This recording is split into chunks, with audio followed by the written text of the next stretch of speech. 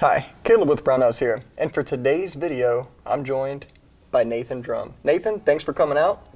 And Nathan is actually here because of the tactical games. And I know some of y'all have probably seen that we're actually hosting and a sponsor of the tactical games.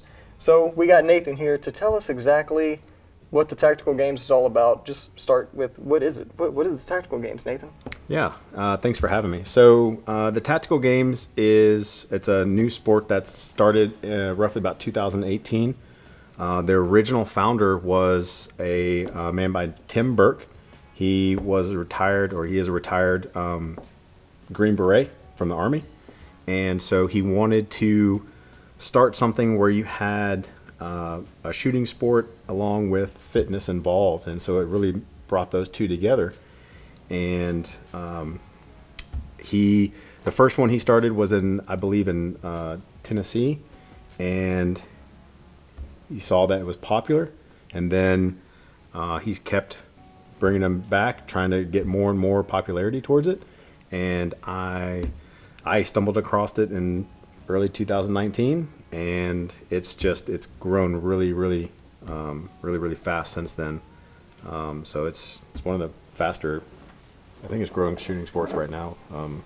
That's new. That's up and coming. Yeah, I definitely believe it, because I remember the first time I kind of heard of it or started following it per se. Comparing that to now, it's grown quite a bit. Yeah. So like my first event, I think total we had 40 people. Yeah. 40 people starting, and so just at this event, I believe we have 140 or more. The last couple events we've had 200 or so. So it's definitely growing. So it's moving forward. Yeah, and it's a cool thing to finally get to witness one and kind of be part of it. So tell us, how did you actually get involved in it? Where'd you come across it? Okay, so my wife competes a lot in CrossFit, and so and I did it for a little while, and then I kind of got out of it, and I stopped competing altogether. And I told her, I said, well, I just want to find something to compete in again. And she said, well, what do you want to do? I was like, well, I'm going to go shoot my weapons and I want to go compete. She says, all right, well, go find something and we'll go do it. So I typed in CrossFit and shooting, and I came across the tactical games, and sure enough, I believe it was the third ever event. It was at Reveille Peak Ranch in Burnett, Texas. And I looked at my wife and I said, hey, you want to have a road trip? And she said, always. So we packed everything up. We went out and didn't really know what to expect. Showed up at Reveille Peak Ranch, and if you've never been there, it's got its famous red dirt there. Yeah. And it gets into everything, and it man. never goes away.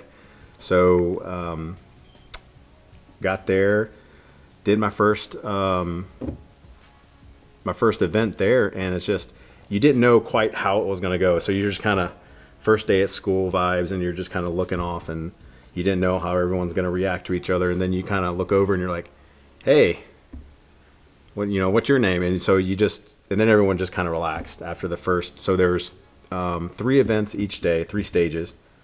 And so after the first one, everyone just kind of warms up. Everyone just reaches out and says, hey, I'm so-and-so, you get to know everybody, and you realize that everyone is just there to have a good time and relax and just enjoy shooting sports. And so, so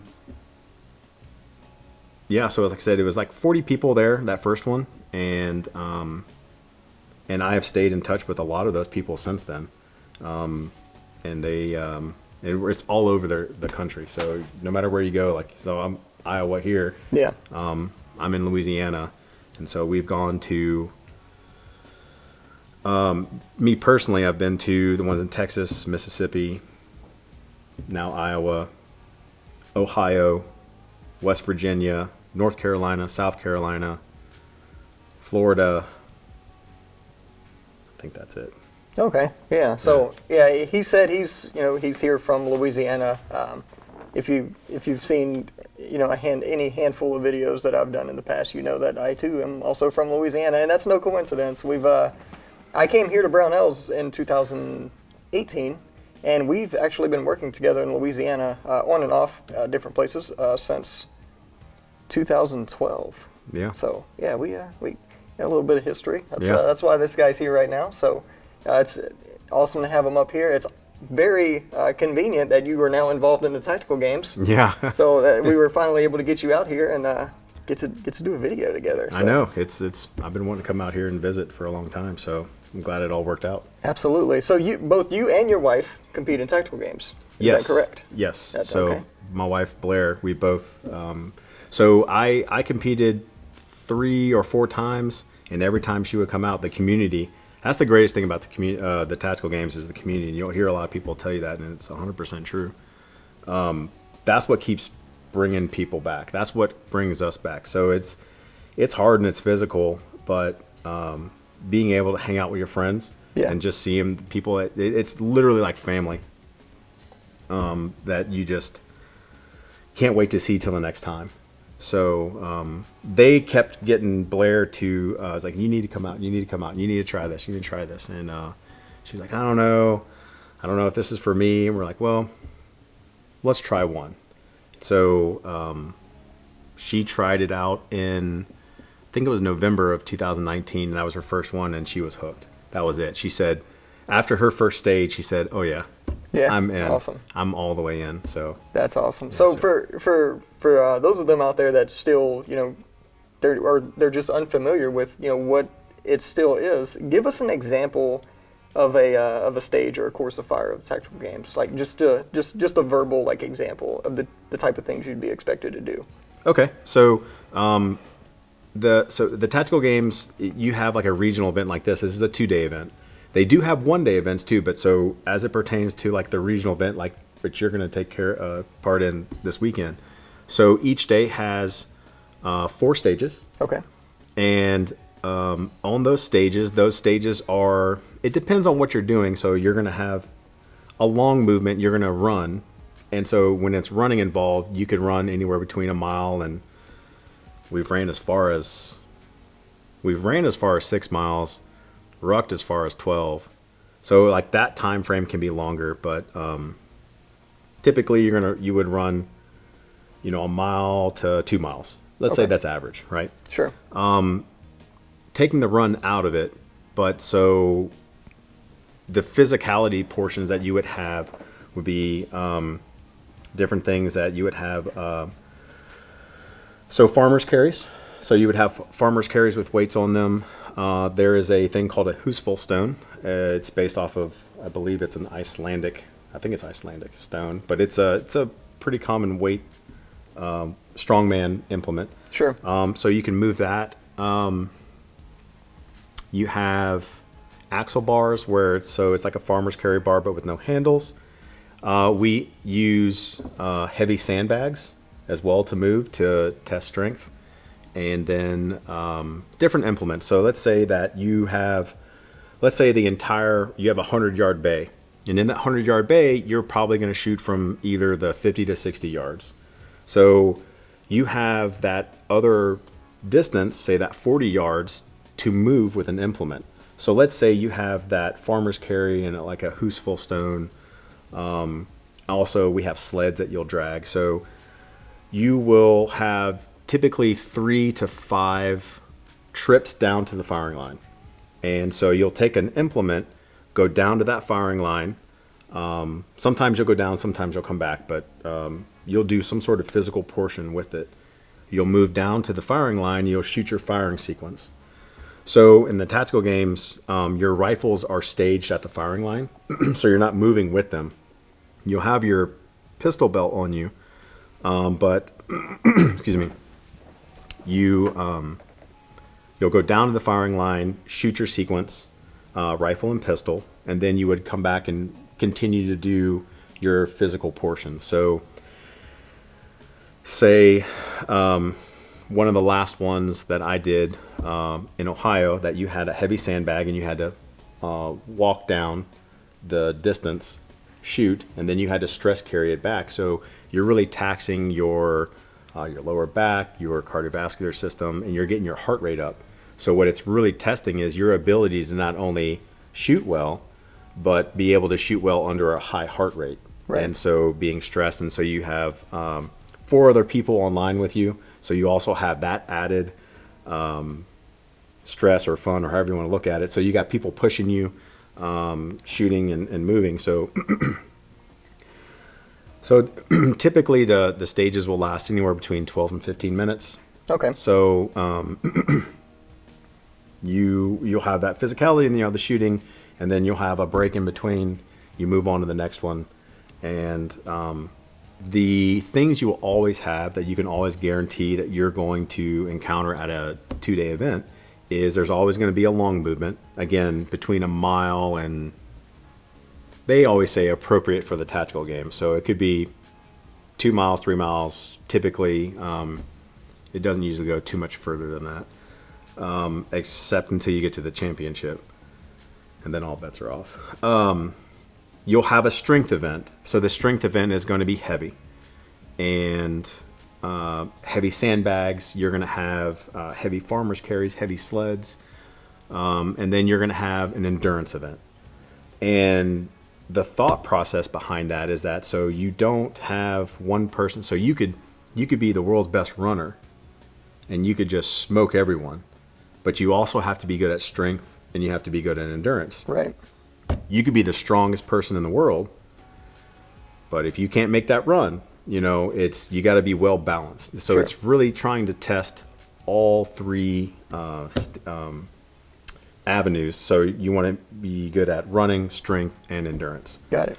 That 4th stage that I mentioned is, think of it kind of like a floater stage. So we call them aggregates or a floater. So the aggregate is going to be, on one day you're going to have a shooting portion, and it's shooting only. And then the second day is going to be a physical, and it's all physical. Okay. And so what that's doing is it's kind of evening it out, and it's showing, so that the shooting in the tactical games is not like speed shooting. It's accuracy based, right? So, and that's something that Tim Burke used to say. He said, speed is great, but accuracy is final. And so he, unlike other shooting sports where you can just load up as many mags as you want, so you'll have a certain loadout. You'll have 3 mags of 10 rifle and pistol. And so you have each shooting iteration, you have 1 rifle and 1 pistol mag. And you have those 10 rounds. And so if you miss, well, you missed. So you're not down there trying to shoot as fast as you can. You're trying to shoot as accurate as you can with a high heart rate, but still on the clock, right? So you can't take all the time in the world. So it's a balancing act down there. So the aggregate, it's all speed. It's just, think of it like USBSA or something really, really fast shooting, right? It's you're on the clock, and you have a target or multiple targets, and you have to, sometimes you'll move. So we've done some in the past where you'll engage your target, and then you'll reload. You have 10 yards down, and then when you get to your shooter's box, you'll be able to load and engage and shoot the next one, and then you'll move back and shoot rifle, and it's testing the shooting portion, right? So who is the fastest and the most accurate for time? And then likewise, you'll have a physical floater. And in Texas this year, it was really interesting. They had hay bales because we were next to ranches and farms, right? Sure, Texas. Yeah. So you started, and it was like a little obstacle course. So you, on the clock, you had to run. You had to jump up on one hay bale, jump to the next hay bale, get over it, and then you had to sprint down. You had to get underneath the table, go around, come back, and it was just for time. So the goal is just to do as fast as you can, just see who is the most agile, the fastest, mobility, just everything. So it tries to, the tactical games does a really good job of just balancing the shooting and the physical, because it's really, it's a marriage of both. It is a shooting sport, so it's going to err mostly on the shooting side versus the physical. So say like 60-40. Okay.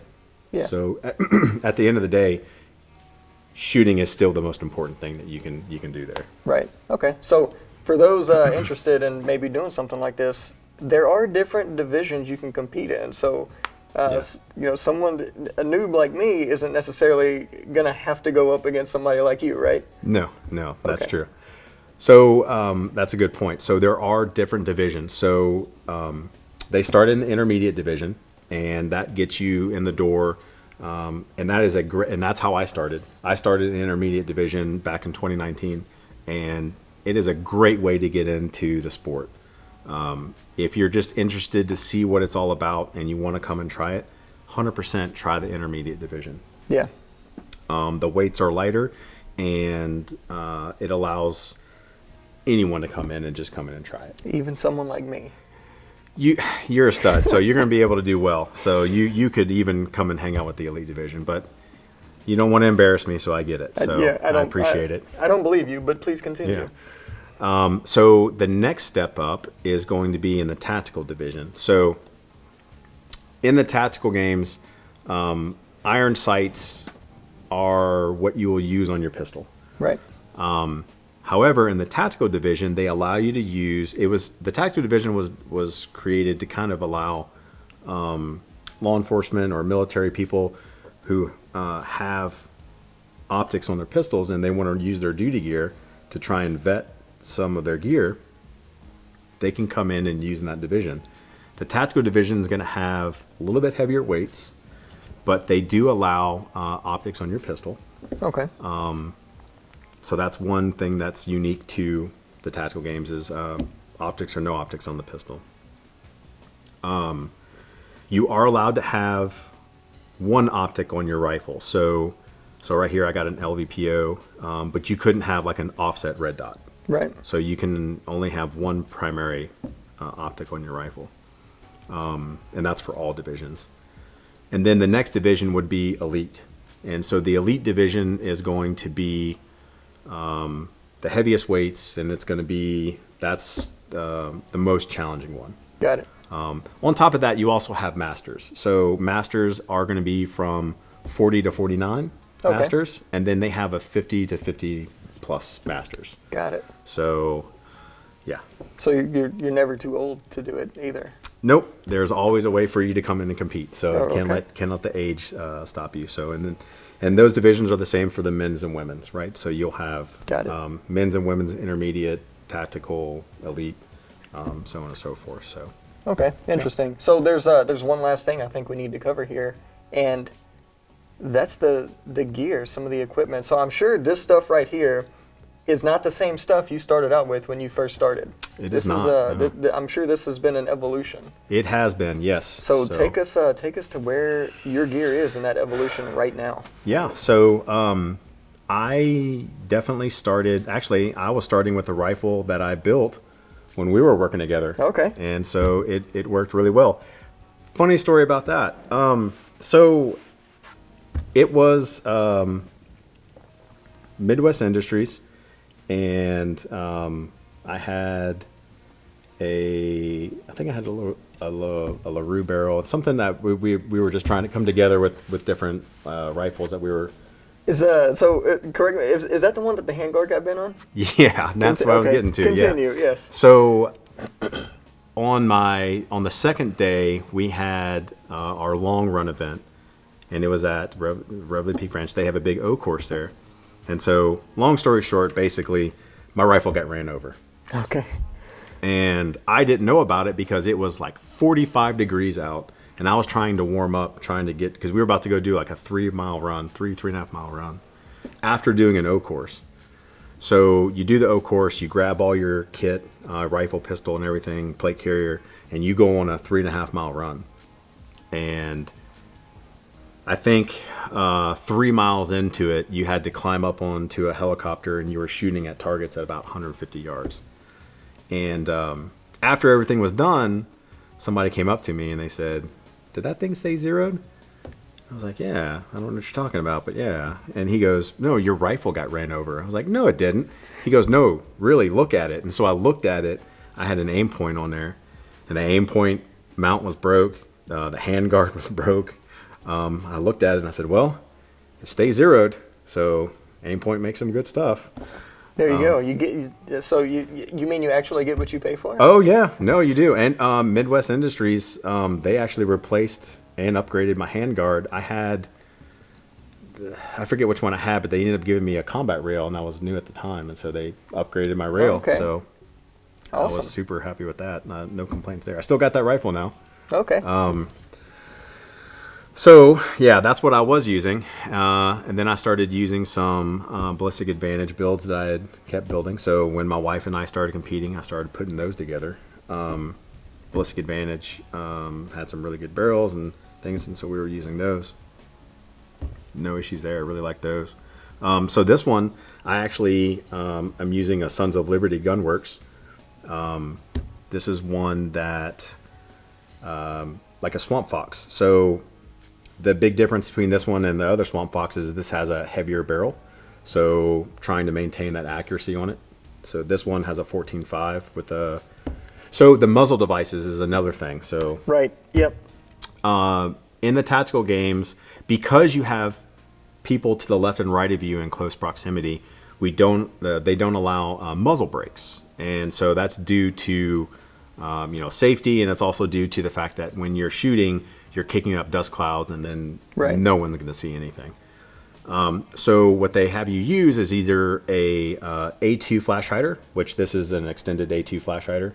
You can use a 3-prong or 4-prong muzzle device, or if you want, you can use a suppressor.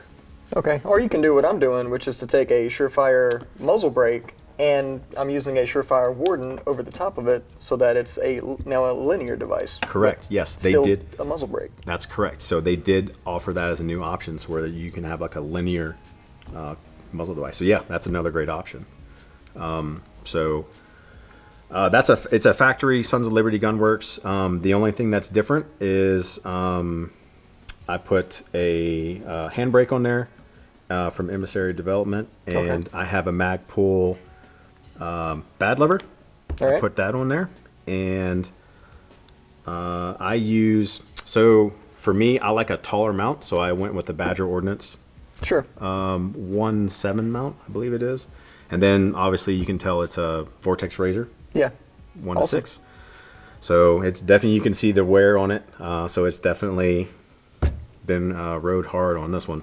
Yeah, absolutely. And then, so the other thing with the tactical games is you do have to use a plate carrier. So with your plate carrier, it has to weigh 15 pounds for men and 12 pounds, I believe, for women. So you just have to make sure you make weight with nothing on it. So no mags, no other items. You can run mags later during the competition. It's just during the weigh-ins, and when you're checking in, it has to be 15 pounds or 12 pounds, what they call slick. Gotcha. So if you're going to run mags on your plate carrier, it's probably a good idea to use something that uses a placard. Correct. So yeah, and like this is a Javelin Concepts plate carrier, and so you can easily put a placard on here on the Velcro, and you can swap them out with the J hooks. Sometime, and what's great about that is that not every stage is the same, and so you sometimes you want some magazines on the front, and sometimes you don't, like if you got to climb a wall or anything. Yeah. So yeah, makes perfect sense. Yeah. So when you're climbing a wall, or if you have to carry something heavy out in front of you, you don't necessarily want to add more distance. You want to keep it as close as possible. So that's something really good. So if you can get something good, so I know I've had really good luck with this Javelin Concepts one, but there's all types. If you can have anything that runs like a placard system, that's key, giving you versatility. Versatility is always going to be the best. Okay. Yeah. So let's talk about the belt. All right. So this one, I use an inner and outer belt system. So this one is a G-code. I originally bought their Scorpion low-vis package, and it was a way for me to kind of just get something all at once, makes it easy. And I've kind of changed things here and there a little bit, but when I first started, I was using my Glock. I have a Glock 34, and I used that for about a year and a half, and then I learned about. So it was STI, now it's Staccato. Right. Yep. So I use a Staccato XL now, and so this has pretty much been the biggest game changer for competition for me. It's like cheating. So, so I'm using this now, 2011. My wife is using my Glock 34, and so we're the next step is to get her into a Staccato. Yeah, so. Nice. I know a lot of tactical shooters that aren't necessarily into the competition side of it, that still really like the Staccatos on their belt setups. Oh yeah, so the XL is predominantly made for competition, right. But their P is a fantastic pistol. A lot of law enforcement departments actually had moved over. They've adopted the P, so it's a good duty weapon. Yeah. So I have some friends that I've made throughout the country, and they carry them, they use them, they like them. Awesome. So, and then just G codes. I really do like their pouches. Their Scorpion pouches. Great retention. The name of the game is retention, right? So you want to have a good anything that's, because you're moving around, you're very physical, so you don't want anything falling out. So good active retention. Safariland holsters. Blackhawk with their new T series holsters. Those have done really, really well. Yeah. So the biggest thing is, can you move in it? Is it comfortable? Does it work? And does it have good retention, right? So you'll definitely know what works and doesn't real soon. First time you go out there. All right. You'll feel it, but. Excellent. Well, there you have it, Nathan. I appreciate you coming out and giving us a rundown through all this. And hopefully in the near future, I'll do a video on the kit that I ran, and just kind of like how I did with Cornfield Brutality, and we'll see how that goes. If you have any questions, like always, or if you have any questions for Nathan, feel free to post them down below. And if you're more interested in this kind of stuff or want to know a little bit more, make sure you check out Tactical Games. You can check them out on YouTube, social media, their website. Same thing with Nathan here. If you want to kind of follow this guy a little bit more, make sure you check him out on social media. Drumstick? Drumstick 59. Drumstick 59. Same thing as YouTube too, right? Same thing as YouTube. There you go. So there you have it. Thanks for joining us, and we'll see you next time.